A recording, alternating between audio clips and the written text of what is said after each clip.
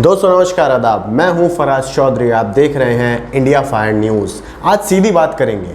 आज सीधा इसका जवाब मैं आपको बताऊंगा कि इसराइल और फिलिस्तीन की इस लड़ाई में कौन से देश किस साइड खड़े हैं। कितने देश हैं जो इसराइल को सपोर्ट कर रहे हैं और कौन से देश हैं जो फिलिस्तीन को सपोर्ट कर रहे हैं। आज मैं इसका आपको सीधा जवाब देने वाला हूं। हर देश के बारे में बात करेंगे लगभग हम।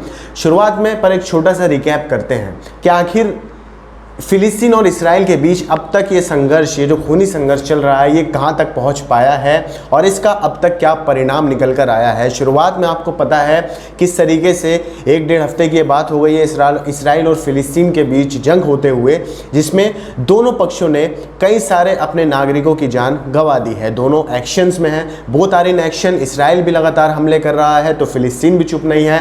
गाज़ा की तरफ से लगातार हमले हो रहे हैं, मगर ज़्यादा अगर आप नुकसान उठाकर देखेंगे तो ज़्यादा नुकसान यहाँ गाज़ा का और फिलिस्तीनी लोगों का हो रहा है। इसराइल ने ज़्यादातर हमलों को आयरन डोम से बचा लिया है, मगर कुछ हमले वो बचा नहीं पाया है, जिसकी वजह से उसको भी काफ़ी नुकसान उठाना पड़ा है। अब ये मुद्दा एक अंतर्राष्ट्रीय मुद्दा बन चुका है, एक इंटरनेशनल टॉपिक बन चुका है, जिसमें लगभग हर देश अपनी राय रख रहा है। कुछ देश इसराइल के पक्ष में है तो कुछ देश फिलिस्तीन के पक्ष में आकर अपनी अपनी राय पेश कर रहे हैं। ज़्यादातर लगता है जो अरब देश हैं, खाड़ी के देश हैं, वो सब फिलिस्तीन को सपोर्ट कर रहे हैं, वो सब फिलिस्तीन के साथ आकर खड़े हो चुके हैं। इसराइल की बात करें तो इसराइल के प्रधानमंत्री बेंजामिन नेतन्याहू ने लगभग ये कहा था कि 25 देश उन्हें इस वक्त सपोर्ट कर रहे हैं और वो उन सब का शुक्रिया अदा करते हैं। तो बात यह है दोस्तों, यह है कुछ छोटा सा रिकैप जो अभी तक हो रहा है और लगातार इसराइल की तरफ से ज़्यादा हमले हो रहे हैं एज़ कम्पेयर टू गाज़ा। शुरुआत कर रहे हैं हम पहले देश से, अमेरिका से। जाहिर सी बात है शुरुआत अमेरिका से होनी चाहिए, क्योंकि अमेरिका एक सुपर पावर है और अमेरिका का यहाँ रोल समझना सबसे ज़्यादा ज़रूरी है।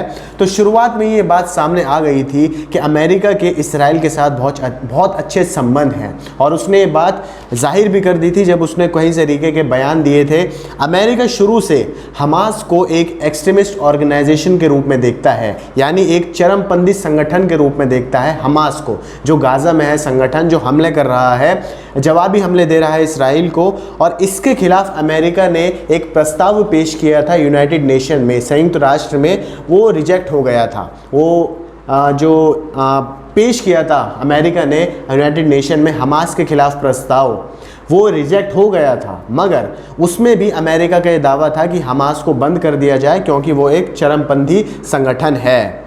पर अमेरिका ने शांति बनाए रखने की अपील करी है दोनों पक्षों से, इसराइल से भी और यहाँ फिलिस्तीन से भी। एक मीडिया पोर्टल के हिसाब से इसराइल के प्रधानमंत्री बेंजामिन नेतन्याहू ने जो बाइडेन से बात की थी फ़ोन पर। अमेरिका ने इसराइल के आत्म सुरक्षा के अधिकार का समर्थन किया था तुरंत उस फ़ोन कॉल के बाद, जिससे बात सामने आ गई थी कि अमेरिका ने एक तरह से इसराइल के साथ खड़ा हुआ है। मगर फ़िलिस्तीन में मानव अधिकार का मुद्दा अब जो बाइडेन के सामने एक बहुत बड़ी दिक्कत बन गया है, एक बहुत बड़ी परेशानी बनकर खड़ा हो गया है, क्योंकि फ़िलिस्तीन के लोगों के जिस तरीके से मानव अधिकारों का उल्लंघन हो रहा है, ह्यूमन राइट्स का वायलेशन हो रहा है, जो बाइडेन को इस पर भी बात करनी बहुत ज़्यादा ज़रूरी बन गई है। जिस तरीके से वहाँ बच्चे, बुजुर्ग, महिलाओं के ऊपर रोज़ हमले किए जा रहे हैं, रोज़ मल्लों के नीचे से लाशों को उठाया जा रहा है, फ़िलिस्तीनी लाशों को। अगली बात करते हैं यूरोप कंट्रीज़ की।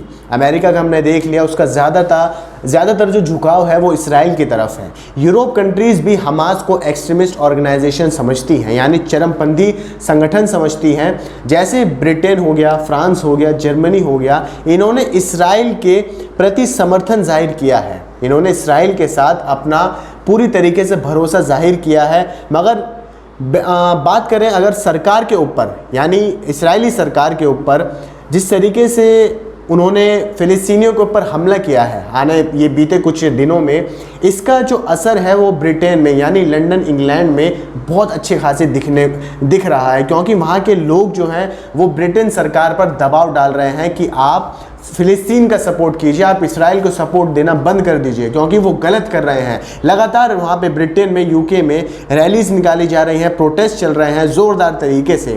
फ्रांस की बात करें तो फ्रांस के कैपिटल पेरिस में भी फ़िलिस्तीनियों के समर्थन में रैली निकाली गई हैं कई सारी, मगर फ्रांस सरकार ने भी इसराइल को सपोर्ट किया है और हमास का विरोध किया है। मतलब आप देख सकते हैं कि ये जो यूरोपियन कंट्रीज़ हैं इसमें दो पक्ष चल रहे हैं। एक पक्ष है सरकार का जो इसराइल को समर्थन कर रही है, जो इसराइल को सही ठहरा रही है, मगर एक पक्ष है जनता का, यानी पब्लिक का, वहाँ के नागरिकों का, जो लगातार रैलीज निकाल रहे हैं, प्रोटेस्ट कर रहे हैं कि हमारे देश की सरकार फिलिस्तीनियों के बारे में भी कुछ बोले, इसराइल का समर्थन करना वो बंद कर दे। इसके बाद बात करते हैं जर्मनी की। तो जर्मनी ने भी इसराइल का समर्थन किया है और हमास के हमलों से इसराइल को अपने आप के बचाने का जो अधिकार है उसे सही ठहराया है। मतलब जो अमेरिका ने कहा था वही यहाँ जर्मनी भी कह रहा है। इसके बाद बात करें यूनाइटेड नेशन सिक्योरिटी काउंसिल यानी यूएनएससी के स्थायी सदस्यों के बारे में, यानी जो स्थायी सदस्य हैं यूएनएससी में, उसमें अमेरिका, ब्रिटेन, फ्रांस तीनों हैं। अमेरिका, ब्रिटेन, फ्रांस तीनों इसके स्थायी सदस्य हैं जिनके पास वीटो पावर है। अगर ये मुद्दा इसराइल फिलिस्तीन का मुद्दा यूनाइटेड नेशन में जाता है, यूएनएससी में जाता है, संयुक्त राष्ट्र में जाता है, तो ये तीनों जो स्थायी सदस्य हैं अमेरिका, ब्रिटेन और फ्रांस, ये अपने वीटो पावर का इस्तेमाल वहाँ कर सकते हैं और इससे इसराइल को काफ़ी फ़ायदा मिल सकता है, क्योंकि ये तीनों देश फ्रांस भी, जर्मनी भी, ब्रिटेन भी, अमेरिका भी, लगभग ये सारे देश जो मैंने आपको बताया ये इसराइल के साथ खड़े हैं। तो इसका अगर संयुक्त राष्ट्र में ये मुद्दा पहुंचता है तो इसराइल को इसका सपोर्ट मिल सकता है और यहाँ फिलिस्तीन को नुकसान हो सकता है। इसके बाद बात करते हैं इसराइल के प्रधानमंत्री बेंजामिन नेतन्याहू ने, जिन्होंने पिछले दिनों में 25 देशों का शुक्रिया अदा किया था ट्विटर पर आकर। झंडे उन्होंने लगाए थे 25 देशों के, जिसमें भारत का झंडा नहीं था। उन 25 जनों को उन्होंने समर्थन किया था कि इन्होंने हमारा समर्थन किया है, इसके लिए हम उनका धन्यवाद देते हैं। उसमें से कुछ मैं आपको बताता हूँ। ऑस्ट्रेलिया था, अल्बानिया था, ऑस्ट्रिया था, ब्राज़ील था, कनाडा था, Colombia, Cyprus, Georgia, Hungary, Italy, Slovenia और यूक्रेन, ये सब देश थे जिन्होंने इसराइल को सपोर्ट किया है। अब आपको लग रहा होगा कि इसराइल को तो लगभग हर देश सपोर्ट कर रहा है, तो हम आगे बढ़ रहे हैं। धीरे धीरे मैं आपको ये भी आगे बताऊंगा कि कौन से देश हैं जो फिलिस्तीनियों के समर्थन में भी बोल रहे हैं और कुछ देश न्यूट्रल होकर भी काम कर रहे हैं, यानी दोनों पक्षों से बातचीत कर रहे हैं। बात ऑस्ट्रेलिया की करते हैं। ऑस्ट्रेलिया सरकार ने दोनों देशों से संयम बनाए रखने की अपील करी है और हिंसा का विरोध किया है। ऑस्ट्रेलिया सरकार ने, वहाँ के प्रधानमंत्री ने कहा है कि दोनों पक्षों को हिंसा रोकने के लिए जल्दी से जल्दी कुछ कदम उठाने चाहिए। भले ही इसराइल के पास अपनी सुरक्षा का अधिकार है, ये ऑस्ट्रेलिया सरकार कह रही है, ध्यान से सुनिएगा, भले ही इसराइल के पास अपनी सुरक्षा का अधिकार है, मगर ये फ़िलिस्तीन पर भी लागू होता है, यानी फ़िलिस्तीन के पास भी अपनी सुरक्षा का अधिकार है। यानी अगर इसराइल फ़िलिस्तीन पर हमले कर रहा है तो वहीं फ़िलिस्तीन को भी ये अधिकार है कि वो अपने नागरिकों की अपनी सुरक्षा कर सके। इस्लामिक देशों की अब बात करते हैं। इस्लामिक देशों ने इसराइल का कड़ा विरोध किया है, खूब आलोचना की है इसराइल की कड़े तौर पर, और फिलिस्तीनियों को उन्होंने आगे बढ़ चढ़कर समर्थन किया है, सिर्फ समर्थन किया है और कुछ नहीं किया है। जैसे सऊदी अरब हो गया, ईरान हो गया, पाकिस्तान, कुवैत और खाड़ी के कई देश, इन्होंने इसराइल का विरोध बढ़ चढ़कर किया। तुर्की सरकार की बात करें तो तुर्की ने खुलकर सबसे ज़्यादा आगे आकर इस वक्त इसराइल का विरोध किया है, और तुर्की से ज़्यादा सारे इस्लामिक देशों का अगर आप कच्चा चिट्टा निकाल लें तो तुर्की एक ऐसा देश है जो पूरे कड़े तौर पर विरोध कर रहा है इस वक्त इसराइल का, और सबसे आगे आकर फ्रंट लाइन पर फिलिस्तीनियों का सपोर्ट कर रहा है। उन्होंने इसराइल को चेतावनी भी दी है तुर्की ने कि अगर पूरी दुनिया खामोश भी हो जाती है तो भी तुर्की बोलता रहेगा फिलिस्तीनियों के समर्थन में और इसराइल का वो विरोध करता रहेगा। ईरान की बात करते हैं। ईरान ने भी खुलकर फिलिस्तीनियों का समर्थन किया है और इसराइल का वहाँ भी कड़ा विरोध हुआ है। वहीं पाकिस्तान की बात करें तो वहाँ भी इसराइल के फिलिस्तीन पर हमले की बहुत बढ़ चढ़कर आलोचना की गई है वहाँ के वज़ीर आज़म इमरान खान द्वारा और उनकी सरकार द्वारा। बात करते हैं यूनाइटेड अरब एमिरेट्स की, यूएई की। इन्होंने, वहाँ की सरकार ने भी हिंसा की निंदा की है और इसराइल के लगातार हो रहे हमले गाज़ा पर, फिलिस्तीनियों पर, उसका पूरी तरीके से उन्होंने विरोध किया है। इराक की बात करते हैं। इराक भी फिलिस्तीनियों के साथ खड़ा है, कंधे से कंधा मिलाकर वो हर बार फिलिस्तीनियों के समर्थन में कुछ बड़ी बड़ी बातें बोल रहा है। इसराइल को जल्दी से हमले रोकने को भी कहा गया है इराक द्वारा।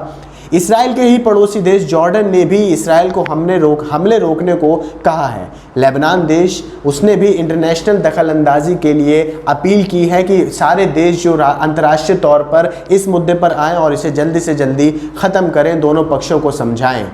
और सारे अरब देशों की बात की जाए, इस्लामिक देशों की बात की जाए, जो इनका संगठन है OIC जिसे कहा जाता है, उसमें इमरजेंसी मीटिंग बुलाई जाती है, मगर उसका कोई कंक्लूजन नहीं निकल कर आता है, कोई परिणाम नहीं निकल कर आता है, ठोस परिणाम जिसे कहते हैं। उस मीटिंग में सारे अरब देश आते तो हैं, मगर सिर्फ आते ही हैं, वहाँ पर कोई फैसला नहीं होता है। तुर्की ही एक अकेला देश है जो वहाँ कहता हुआ रह जाता है कि भाई कुछ तो करो, करना क्या है, मगर सब सिर्फ निंदा कर कर अपने घर चले जाते हैं। बात करते हैं अपने देश की, भारत की। तो भारत ने भी यहाँ दोनों पक्षों से शांति बनाने की अपील करी है। यहाँ भारत न्यूट्रल रहने की कोशिश कर रहा है, यानी दोनों पक्षों की तरफ रहने की कोशिश कर रहा है, क्योंकि भारत के दोनों देशों से यानी इसराइल से और फिलिस्तीन से काफ़ी अच्छे संबंध रहे हैं। बीते वक्त में कभी भी ऐसा नहीं हुआ है कि इन दोनों देशों के साथ भारत के संबंध में कोई दरार आई हो, इसलिए भारत न्यूट्रल रहने की कोशिश कर रहा है। रशिया की बात की जाए तो रशिया ने इन हमलों से, जो इसराइल और फिलिस्तीनियों के बीच हमले हो रहे हैं, इन हमलों से अपनी सुरक्षा पर सवाल उठाए हैं। उन्होंने कहा है कि इन हमलों से हमारे देश की सुरक्षा पर काफ़ी ज़्यादा खतरा मंडरा रहा है। चाइना की आखिर में बात की जाए तो चाइना का यहाँ जो बयान आया वो काफ़ी दिनों बाद आया। चाइना ने अमेरिका पर निशाना साधते हुए ये कहा कि अमेरिका को चाइना के मुसलमानों की चिंता तो बहुत होती है, चाइना में मुसलमानों के साथ क्या हो रहा है ये अमेरिका हमेशा ध्यान रखता है, मगर दूसरी तरफ फिलिस्तीनियों के मुसलमानों के साथ इसराइल क्या कर रहा है, अमेरिका इस पर बिल्कुल चुप्पी साधा हुआ है, वो कुछ कहना ही नहीं चाहता है। ये चाइना ने बयान दिया है। तो अंत में अगर आप इसका बड़ा लेखा जोखा निकालेंगे कि इसराइल के साथ और फिलिस्तीनी के साथ कौन देश खड़े हैं, कितने देश खड़े हैं, कौन मजबूत स्थिति में है, किसके पास ज़्यादा ताकत है, तो कहीं ना कहीं आप कह सकते हैं कि इक्वल सपोर्ट है दोनों को। यहाँ पर दोनों के पास बराबर मात्रा में देश हैं और सारे देश, कोई भी देश ऐसा नहीं है जो युद्ध को आगे बढ़ाने के लिए कह रहा हो या आग में तेल डाल रहा हो। सब की यही अपील है कि सब दोनों पक्ष जल्दी से जल्दी बातचीत के ज़रिए इस मामले को ख़त्म करें और युद्ध को बिल्कुल ख़त्म कर दें, क्योंकि अब बहुत ज़्यादा वहाँ पर जाने जा चुकी हैं। इसराइल में भी नुकसान हुआ है, मगर फ़िलिस्तीन में, गाज़ा में ज़्यादा नुकसान हुआ है। वहाँ पर आप अगर फ़ोटोज़ में आपको दिखाना चाहूँ तो देख सकते हैं कितनी सारी बिल्डिंग्स ढह चुकी हैं, कितने सारे मलबों के नीचे से लाशें बरामद की जा रही हैं और लोग रो रहे हैं, लगातार मौतें हो रही हैं, मगर अभी भी इसराइल कड़े रुख में ये कह रहा है कि वो हमले करता रहेगा। आपकी इस मुद्दे पर क्या राय है, आप क्या समझते हैं, मुझे कमेंट बॉक्स में ज़रूर बताइएगा। ये जानकारी आपको पसंद आई तो इसे लाइक कीजिए, आगे शेयर कीजिए, हमारे चैनल इंडिया फाइव न्यूज़ को सब्सक्राइब ज़रूर कीजिए और बेल आइकन को प्रेस कीजिए ताकि आपको सारी अपडेट्स मिलती रहें। मुझे दीजिए इजाज़त, आदाब, नमस्कार।